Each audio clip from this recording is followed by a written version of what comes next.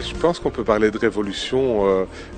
On n'en mesure pas encore complètement tous les effets, mais je crois que ce qui est en train de se passer est presque aussi important que le passage du muet au parlant à l'époque. C'est-à-dire que le rapport au film est très très différent quand il est en relief.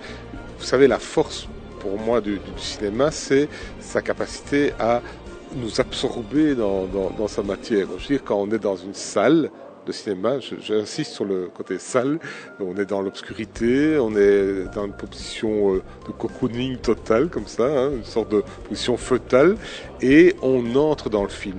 Et là, le relief nous fait entrer d'une manière tout à fait saisissante. Enfin, je veux dire, c'est une expérience. L'image en relief est effectivement un secteur d'avenir dans tous les secteurs de la communication, pas uniquement au niveau du cinéma, pas seulement à la télévision, mais on parle du mobile, on parle du jeu vidéo. On parle de la communication en fait au sens large. Comprenons que tout ce qui comporte aujourd'hui un écran sera à l'avenir en relief, d'abord avec lunettes et puis ensuite sans lunettes. Il y a donc un avenir industriel et puis il y a un avenir artistique. Puisqu'il faut savoir que évidemment le relief n'est pas seulement un challenge technologique, il est également un challenge artistique. Donc c'est un domaine moteur, c'est un domaine où tout le monde peut y trouver sa place. Et tout le monde peut construire et reconstruire aujourd'hui quelque chose à partir de ce qui existe, finalement l'image en 2D. L'évolution naturelle, c'est l'image en 3D. Et puis ensuite l'avenir, l'image holographique. Je pense qu'il faut fondamentalement utiliser le relief, la 3D, comme un nouveau langage du cinéma. Si on ne le fait pas, je crois que le public va s'en lasser très rapidement. Parce qu'il est possible de faire de la 2D et demi, c'est-à-dire de faire un film en 2D, le film traditionnel, comme on voit tous les jours à la TV au cinéma, de le tourner avec 2 caméras, de créer un peu de perspective derrière l'écran. Mais les gens ne vont pas vouloir payer 2-3 euros de plus par ticket. Les petits gosses ne vont pas vouloir mettre des lunettes si c'est pas pour en bénéficier d'une expérience totalement différente.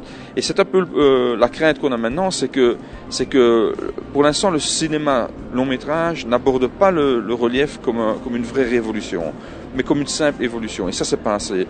Je crois qu'on peut pas. Cette erreur a déjà été commise dans le passé. Je crois que maintenant il faut vraiment aborder le cinéma en relief comme un nouveau langage où tout est différent. Et aujourd'hui, cette technologie qui n'est pas neuve, hein, qui date, enfin qui est aussi vieille que le cinéma, qui avait eu sa petite heure de gloire dans les années 50, est portée par le fait que les salles sont en train de basculer toutes les unes après les autres à la projection digitale. Donc, ça rend possible le retour en force du relief. Alors, il y a des films qui sont un peu bricolés, avec des effets, vous savez, avec le doigt qui sort comme ça dans la salle. Ça fait rire un moment, mais pas plus. Mais si le film est bien pensé, comme par exemple le dernier dessin animé Dreamwall Up, là-haut, c'est avant tout un excellent scénario. Et le relief fait que vous êtes encore plus à l'intérieur de l'histoire et donc vous craquez pour ce film. Quelle est l'essence même du cinéma en relief? Souvent les gens pensent relief, oui, les effets de jaillissement, quand on a un truc qui vient vraiment vers la caméra. Mais je crois que plus important encore que le jaillissement, c'est la possibilité que nous donne le relief de transporter le public au cœur même de l'action cinématographique, au cœur de l'espace cinématographique, pour essayer de faire oublier au public qu'il n'y a plus de cadre autour de l'image, mais que on le transporte au cœur même de ce qui se passe, de l'action. Et ce positionnement différent du public change toute la donnée. Et pour moi, c'est vraiment fondamental. Et c'est ça à la base. Moi, quand je réalise un film en relief, je dis toujours, ok, où est-ce que je mets mon spectateur au cœur de la scène, et puis il va observer la scène d'un certain point de vue. Et puis, je développe tout de cette perspective-là. Et je crois que ça change fondamentalement la manière dont on aborde le film.